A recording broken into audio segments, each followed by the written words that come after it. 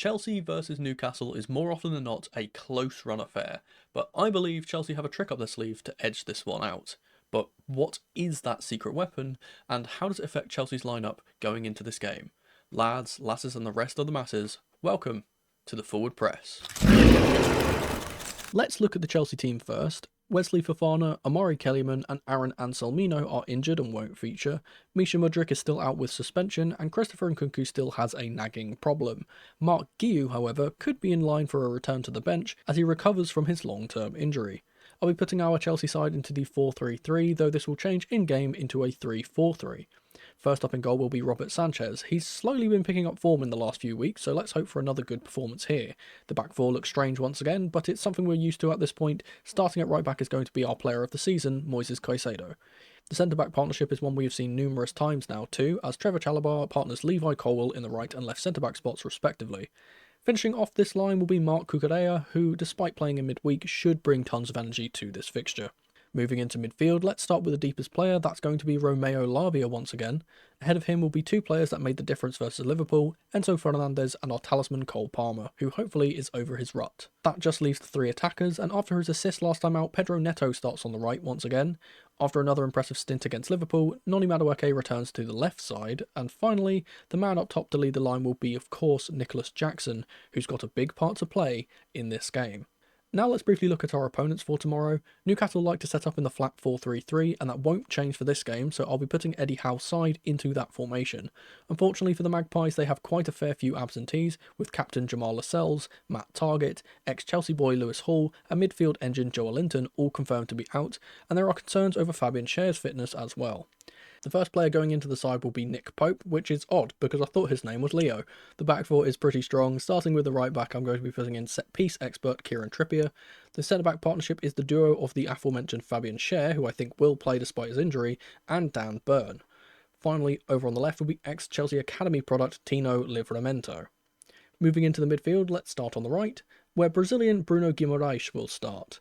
Next to him will be Sandro Tonali, and finally, over on the left in place of Joel Linton will be Joe Willock, though I could see Lewis Miley coming in here as well. As for the more advanced players, starting on the right I would expect Jacob Murphy, on the left as ever will be Anthony Gordon, and up top will be the prolific Alexander Isak, who'll be looking to score once again versus Chelsea. That's both teams lined up, so now how do Chelsea best their opposition here? Let's find out. Okay, so here we have the two teams. Obviously, we have Newcastle here with their 4-3-3 with the flat 3 in midfield. We have our 4-3-3 where we have the holding 6 and then two more advanced midfielders. And this will obviously change a little bit as we go forward as well. Now, like I did with the Liverpool preview, we're going to do a similar thing here and talk about Newcastle's strengths and kind of how we circumvent them. I think the first thing we can say to get it out of the way, obviously Newcastle are very, very good from set pieces. They have two very, very tall, very aerially strong centre-backs, as well as their midfield also being quite tall and quite good from set pieces. Kieran Trippier on the right-hand side, obviously a fantastic set-piece taker. But the thing which is interesting about them with their set pieces is not just because they are very accurate with them from scenarios outside the box, for example, around here, but the fact that they actually take set pieces from unusual places. They don't often kind of give up the idea of a set piece and start playing it out from the back. We see this happen a lot with teams, and we are a team like this, that if there's a foul in this type of area, in the kind of middle third, usually what kind of happens, like say it happens here, is that Lavia would get the ball and he would just pass it back and we recycle possession and then go again. Newcastle don't do this very often. What they do, which is very interesting, is that they will take the opportunity of, hey, we've got a set piece in the middle of the pitch here with, let's say they put Kieran Trippier on it, and they'll send all of their players up into not if not the box, if that's a bit too far. A lot of the time they'll kind of be in this type of area just outside the box and kind of try and make those runs behind the offside trap and kind of get in that way, and obviously then try and get opportunities from the kind of confusion that happens with those long balls all the way over the top. So not only are they very good at set pieces, but as I said, they're a bit unusual with the way that they take them, and it's something that we kind of have to be prepared for. We are not particularly a strong aerial team, and we've been improving in that in recent times, admittedly, but of course we have a lot of short players in our team as well, like Enzo, like Caicedo to an extent, even though he's pretty good aerially, Cucurella obviously, and Pedro Neto, for example. we have quite a lot of weaknesses when it comes to set pieces in general, and that's one of the things which we've been quite poor at in this season, is the fact that defending set pieces and scoring from set pieces has not been one of our strengths. So that's something we definitely have to look out for. The other interesting thing is the way that they attack. Their direct attacking down the flanks, especially, is very, very dangerous. They obviously have quick players like Anthony Gordon, Jacob Murphy on the wings, who can make those runs in behind and get down the wings and then try and knock it in for Alexander Isak, for example, who's again very prolific. But also the idea that Isak himself can also make those runs, right? They don't always say, hey, let's play it up to a winger and then try and go down the wings. Sometimes it'll be a situation where the winger will drop short to get the ball, and Isak will be the one to kind of make this movement into the left channel, where he's obviously very good on the ball and he's good at dribbling and can get into these situations and score from here. So a lot of the time we kind of see that movement happening, and that's something we need to watch out for as well. I think Colwill and Chalobah are going to have a very big kind of task of keeping Alexander Isak quiet. Obviously, that's something that many teams have not been able to do, including us, where he's scored in the reverse fixture as well. Despite us winning that game, he was obviously one of their more shining lights in that fixture. But the main thing I want to focus on with Newcastle is this flat midfield three and the dominance that this team has from their midfield. Now, we know that their standard midfield of Joelinton, Tonali, and Bruno Guimaraes are very, very strong. Not only are they all very tenacious, they're very, very high energy players, they're very hard working, but the thing about them, which I think is really interesting, is just the way that they kind of set up here. Now, we can see from our midfield and other midfields like it that some teams opt to play one lone six and then have two advanced players. Some teams like to have two holding players and then an advanced 10, something like that, where Newcastle don't really have this. They kind of had a very fluid midfield in the fact that either they can kind of sit here with their flat three. If they're defending, for example, they can play all three players behind the ball here with the wingers dropping back and play a 4-5-1 and be really, really hard to break down, especially centrally because there's so many bodies in the way. They're very, very difficult to kind of break down, and obviously they force you being here. They force you to go around the outside because there's no room centrally. Like they'll sit here really, really close to each other. There's no room to play passes here. Eventually teams have to decide, hey, we'll go outside. And that's kind of what they want to happen. They want the ball to go out wide because they know that with their tall centre backs and how good they are from set pieces, not only offensively but defensively, that swinging the ball from the wing is not really a threat to them. They obviously have Nick Pope as well, who's very, very tall and very, very good at claiming crosses and things like that. They don't worry about balls swinging into the box from wide areas. But as I said, this midfield is very, very fluid, and it's not always this defensive formation. It's actually they can kind of rotate and be a real nuisance to pick up. Now, obviously, as I said, because they are flat, they can either opt to do this kind of movement that we've done with the two players going up. These two can go really high. Obviously, if we move the wingers back, these two can go really high and get really high up and leave one player. For example, this would usually be Bruno or maybe Tonali, who's very good at kind of recovery to like getting the ball when the turnover happens. So they can do that. They can do it the opposite way, where whoever's in the midfield, the middle position at the time, can push up and be the central 10, and these two can be support. Or they can just go all out war and play all three midfielders really, really high and then kind of try and play the long balls and fight for it in these midfield areas, get the knock-ons to the wide areas or to Isak, and then kind of attack from there. And the thing about it, which is so phenomenal for me, and the thing which I really admire about their midfield is, again, as I said, it's that fluidity. It's the fact that all three of them can play in any one of these positions.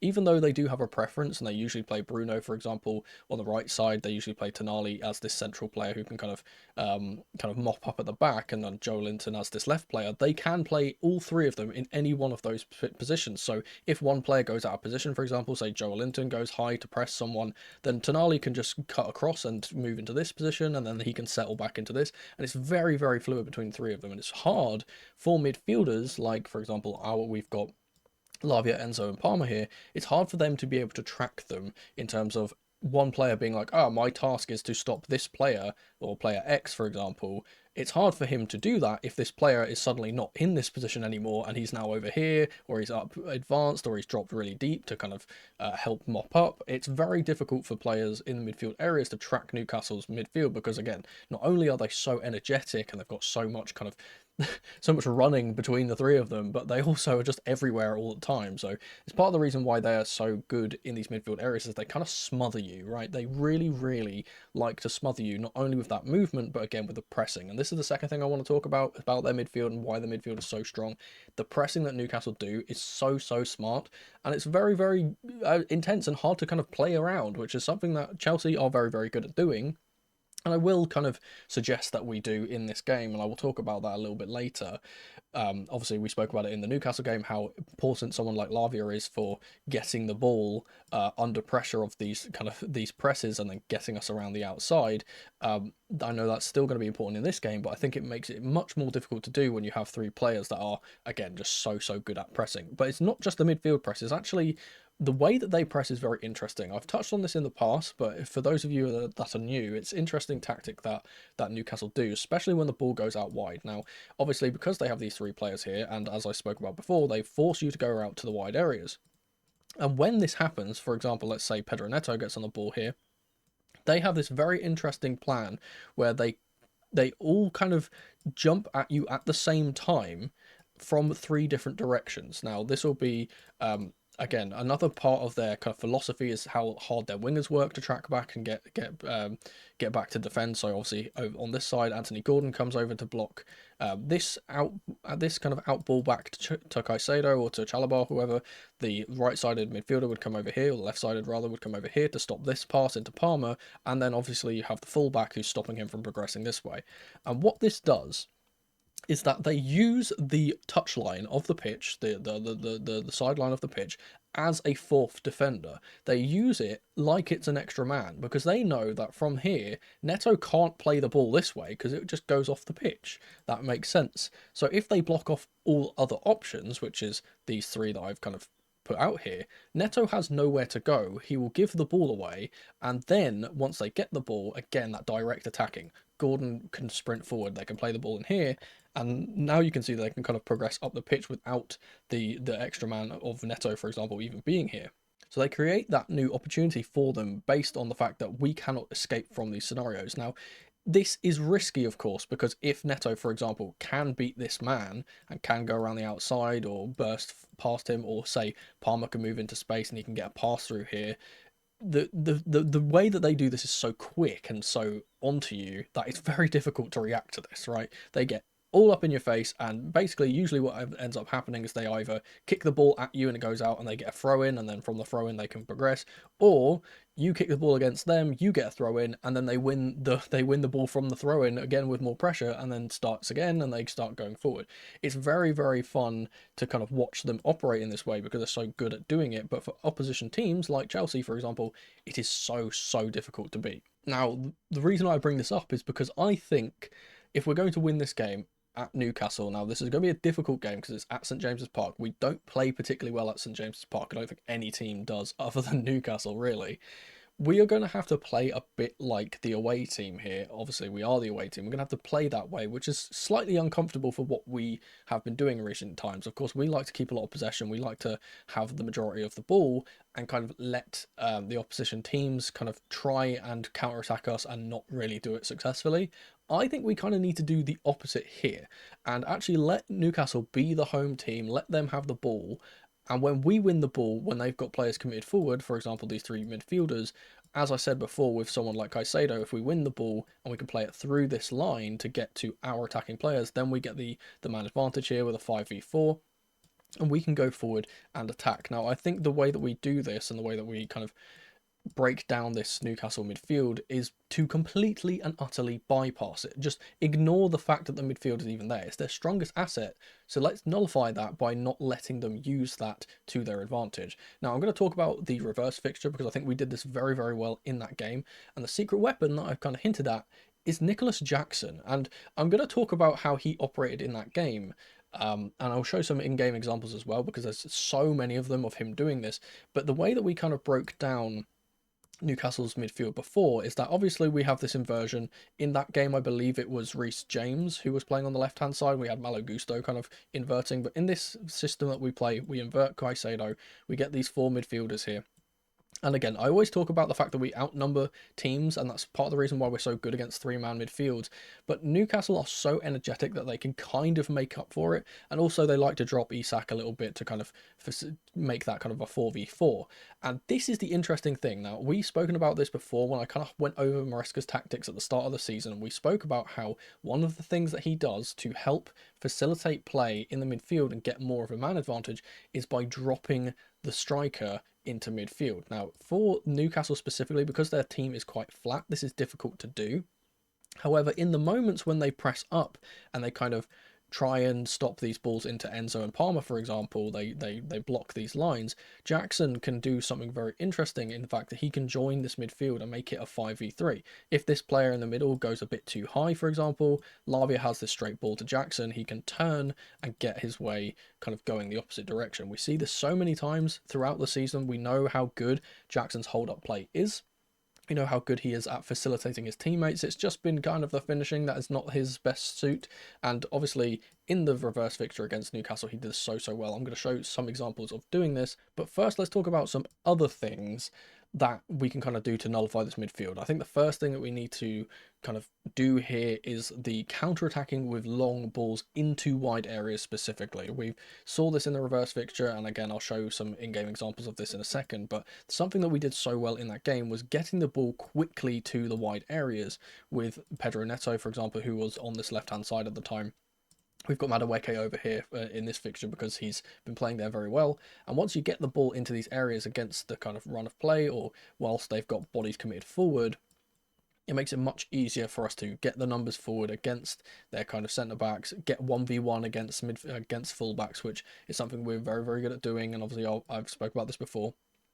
Our wingers like getting into 1v1 scenarios. That's what our system is designed to do. And once we get into these scenarios, it's very much possible for us to, for example, with Madueke, go around the outside and then play the ball in across the floor, for example, to get the ball into Jackson and score. Now, we see this happen in the first game, is exactly that way, where we see that phenomenal pass from Cole Palmer, who was operating on the left-hand side in that game. He gets the ball, he spins it over the top from Neto, and Neto plays it in for Jackson for a tap-in. And it's that type of kind of counter-attacking play that we don't often do with this system that I think is actually going to help us against Newcastle here. Alright, so for this first example, it shows off the capabilities of this Chelsea team when we do play like the away side and we do kind of play these counter-attacking scenarios. Now, as you can see, we have the Newcastle player on the ball here, about to play the ball into the area. As I kind of play this on, we get to see the ball goes in. I've got it on slow motion. We clear our lines. Gusto will bring the ball away here. And look what's happening. As soon as Gusto is on the ball here, we see Ozzy Palmer is in space, we're ready to receive the ball. Neto has already started making his way onto this wide area for this long ball. He knows that this is something that can happen. We know that this counter-attacking style is something that we can do. Now, the thing which is interesting for me here is that if we play this on, watch as the ball goes into Palmer. The thing which is so special is that he's obviously here. Look at this. He has, I believe this is Joel Linton over here.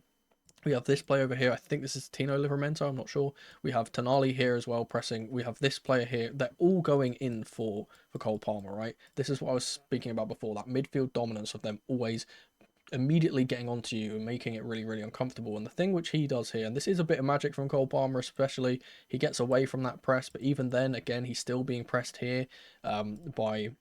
I think this is Harvey Barnes, I'm not sure, but he's being pressed here. He takes this touch, and Neto, as soon as he sees, you could see that small little bit of decision where he was looking back, and as soon as he sees Palmer has broken away from this press, he is on his bike. He's already pointing. He's like, "Come on, play it, feed me into here in this wide area," and then Palmer plays this absolutely stellar ball. And again, you can see that there, how the defender, and I think this is Fabian Schär, he hesitates because he's going forward. He doesn't expect the ball to go where it goes, and the ball obviously curls around to Neto, and Neto is on his way before the defender has even made his move to start kind of recovering. And because of that, Neto obviously gets onto the ball first. He's going to get there before the defender as well. I think that's actually Fabian Schär. But again, this tackle goes in. He cannot get to him. And of course, now, as we've kind of seen here, Jackson is free in the box. He's already ran up as well. And because they've committed so many bodies forward, Newcastle, that one long ball has completely omitted that midfield advantage that they have, gotten us into an attacking opportunity. And of course, this results in a lovely ball across and Jackson finishing.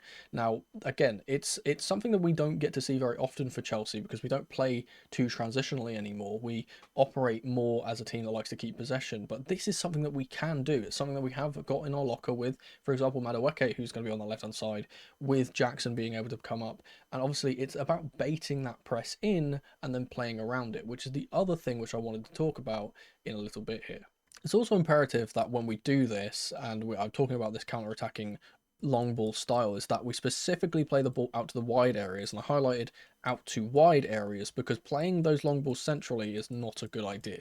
Obviously, they have Fabian Schär in this right hand side, they have Dan Burn, who is massive in this left hand side, and it's really, really hard to get aerial balls working, those long passes working against those two centre backs. But against the kind of smaller, diminutive stature of someone like Kieran Trippier or Tino Livramento on the left hand side, it's much easier to do. And obviously, there's more space out wide if these players are tucked in as well to kind of hit them with those balls. And then once they take the touchdown, they can start progressing. So we want to avoid playing the ball into these central areas, even though, as I spoke about with Jackson, kind of being able to kind of drop deep, a lot of the time we kind of prefer to do that, right? We prefer to do that anyway, because Jackson dropping deep and playing it short to him is much easier than playing it long over the top and trying to make him compete for aerial balls, which he'll never win. The third thing which I want to talk about is, again, sort of the same thing with us playing in transition in a way, but it's something I've spoken about before with Romeo Lavia specifically and Caicedo in the middle as well, is how we need to play around the press. Now, we know how good Romeo Lavia is at playing out under pressure. I spoke about this a little bit earlier. And as I said, it's very important for us to try and turn and get the ball through the lines when this press does come in, so we can get this space here to kind of operate in as we go forward. Now, we see this in the reverse fixture, and I will kind of show that example of it happening, and we actually get Palmer's winning goal from this exact scenario, the ball going into Lavia and then getting it around the press into Palmer, and Palmer can obviously surge forward and then shoot. And we'll see that in a little bit now. Now, in this example, something that's quite interesting to see is it kind of shows off a few things which I've been talking about. Firstly, I think the positions of the Newcastle players here is really important. Obviously, we have Livramento on the ball, I believe. It might be Schär, I'm not sure. We have the Newcastle player on the ball. We have Tonali over here in this position. We have Guimaraes over here, and Joel Linton really, really high up. Again, it's that fluid motion of that midfield, of them all just being able to be wherever they need to be. And what has actually happened here, as you can kind of see from this movement, is that Tonali has dropped deep from a higher position, with Bruno coming from a deeper position to kind of swap around with him.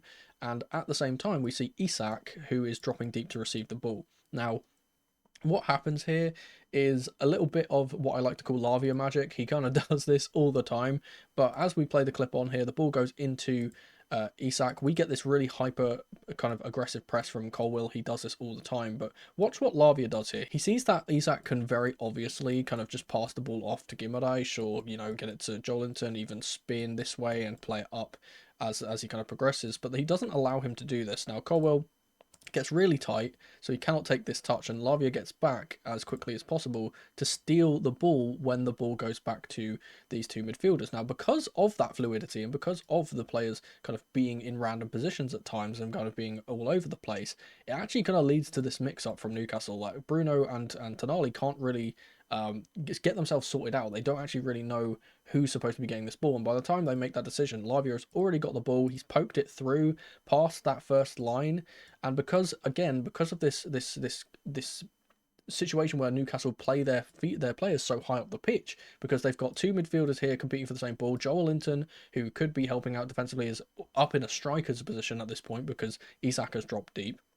It's almost in the left, even like in the left 10 at this point. And because of this, the ball obviously goes through to Palmer, who's sitting here, and you could see already, before he's even received the ball, he's looking, because he knows there is so much space for him to run into now that the ball has been turned over. And when we get this ball from Palmer, all he does is he runs up the pitch, and you can see now, I think this is a really good example of what I've been talking about.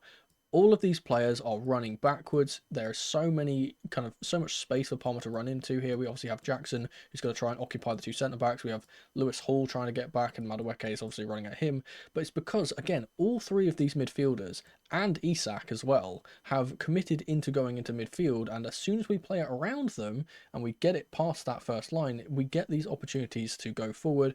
We see here from Palmer, he just decides, you know what, it's time to shoot. He scores again. Little bit of a poor goalkeeping kind of mistake here from Nick Pope. He should really be saving that, but we don't get that opportunity and we don't get that winning goal if Lavia in the centre is not getting the ball through that line and Newcastle aren't pressing their midfielders so high up the pitch.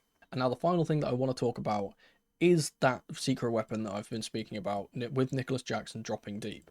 And as I said, I wanted to show this off specifically because it's something that could go a little bit unnoticed. And obviously with Jackson not often scoring, he kind of goes a bit under the radar in terms of his work rate throughout the game and how he kind of impacts our play as a whole. But in that reverse fixture, and it's something that we can utilize in this fixture, him dropping deep to kind of receive the ball and then play it off for Palmer, play it off for Enzo, play it off for Neto, for example, was one of the things throughout this game that just kept happening over and over and over again from multiple different scenarios. It wasn't always from midfield. Sometimes it was from out on the left. Sometimes it was from throw-ins. It was ridiculous how many times this kept happening, and the fact that Newcastle really couldn't deal with it. Now, we speak about this before with them having Fabian Schär and Dan Burn here, for example.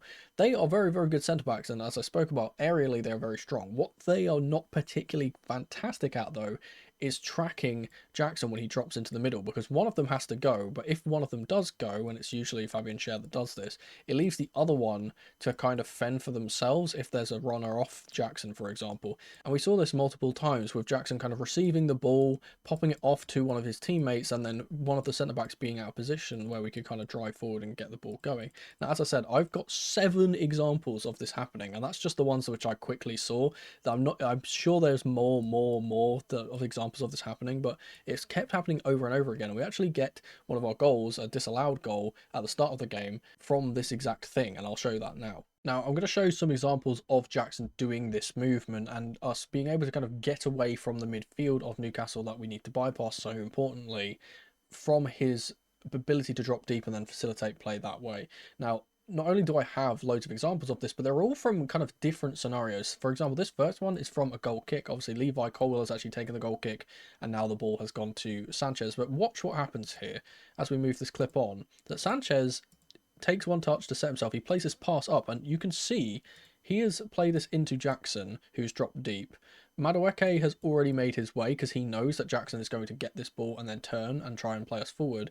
As again, as you can kind of see, the Newcastle midfield has gone up the pitch and has left all of this space in behind for Jackson to be able to do this. Obviously now, as we play this on, he gets the ball, he knocks it past his centre-back partner, and now as he runs forward, let's play this on a little bit, as he runs forward here, you can see now we've got the man advantage here with Neto running in off the back of Livramento. We have Hall over here trying to deal with Madueke. Jackson's running through the middle, and as you can see, Dan Burn, who I spoke about before, is not particularly the quickest.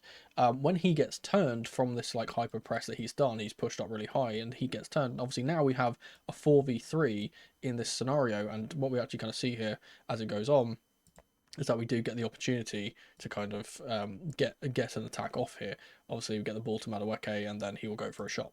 Even though we don't get a goal from it, it's that danger that he presents from being that man who can kind of get us out from those scenarios that presents this exact opportunity to us. Now, this second example is very, very interesting because we have just won a free kick off of Cole Palmer, who's kind of drifting here. And Reece James, again, this is another scenario where it happens, where Reece James is taking a quick free kick here through the lines, and Jackson is going to receive the ball when it eventually comes to him. Now, as you can see, again, we have Joel Linton really high up. We have, I think this is Tonali really high up. And what ends up happening is that, and I've spoken about this before in the past, of the way that we kind of facilitate the midfield. When Jackson does drop into midfield and make that 5, it kind of forces the centre-back to kind of track him. He has to go with him or he's going to get all this space. So what ends up happening is that the ball goes through to Jackson here.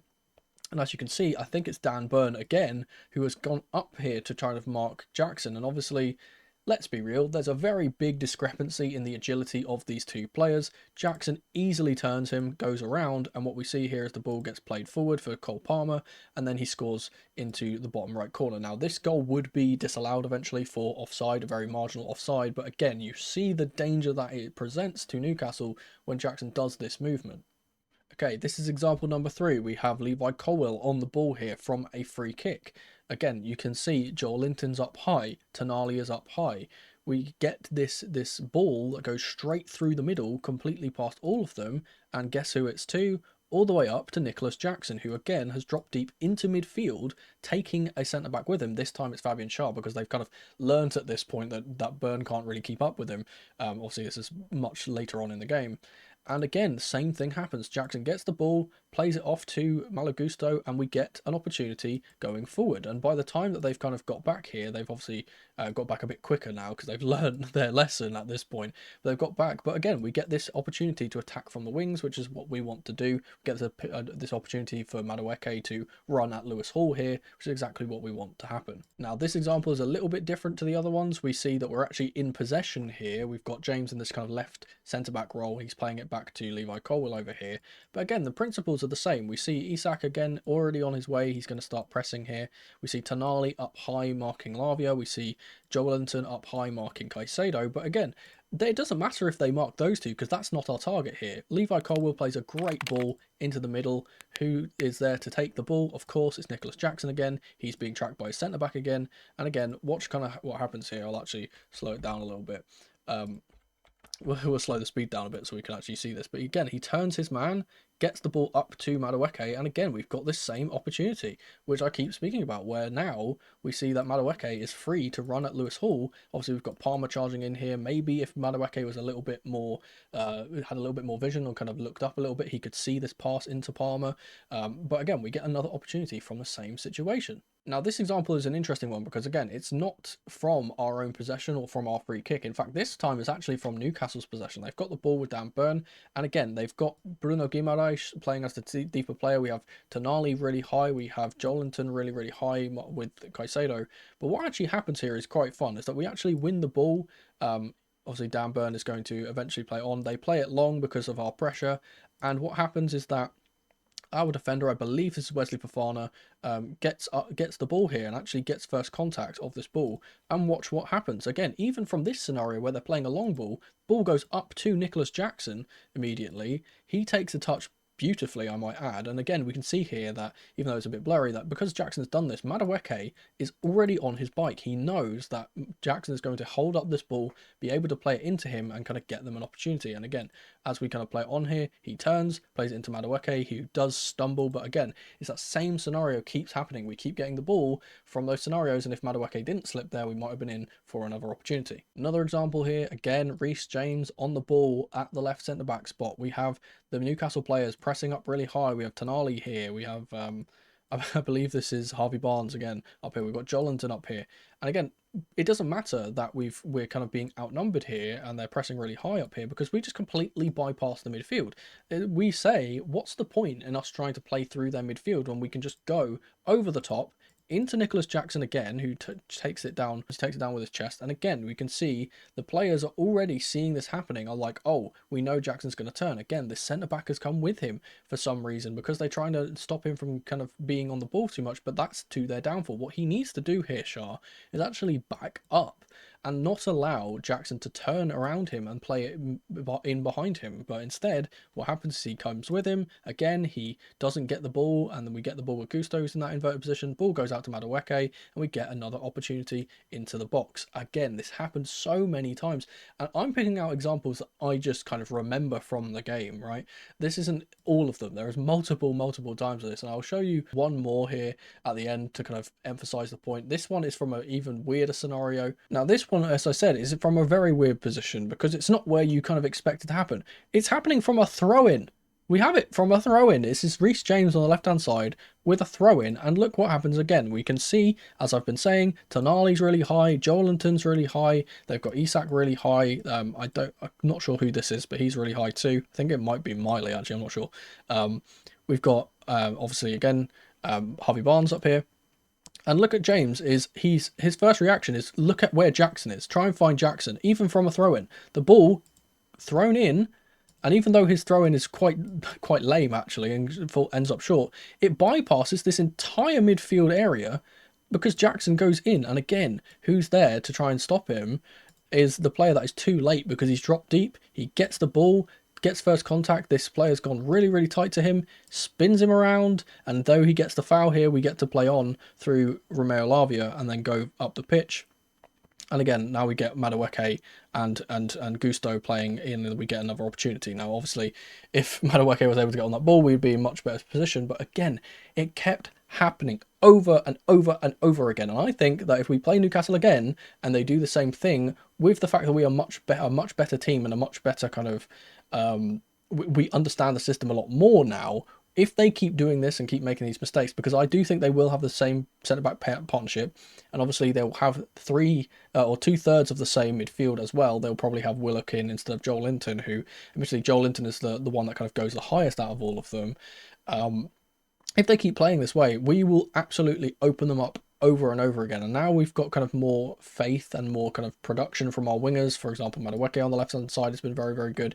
Neto on the right hand side getting assists has been very good. We also not only have obviously Jackson is still able to do that thing. We've got Palmer who's getting back into some form now. But the thing which I want to kind of point out here is that we are playing this with a system where we didn't have a box crashing centre mid. And from these opportunities that we get on these wide areas, cutting it back to the edge of the box for a centre mid that can shoot and score from these scenarios is much more fruitful. In this game, we don't have Enzo Fernandez playing, and that's what he's been doing all season for us. If Enzo plays like I foresee him to do, I think we'll be much more successful from these scenarios, and there could be a few goals in the game for him. All of this is to say that if we can neutralise this midfield area of Newcastle and we can use that to kind of go forward and get our own opportunities, we have all of the kind of ability to be able to win this game. Now, this is a massive, massive 3 points in the top 5 UCL qualification race, and Newcastle, of course, are one of our main rivals in that.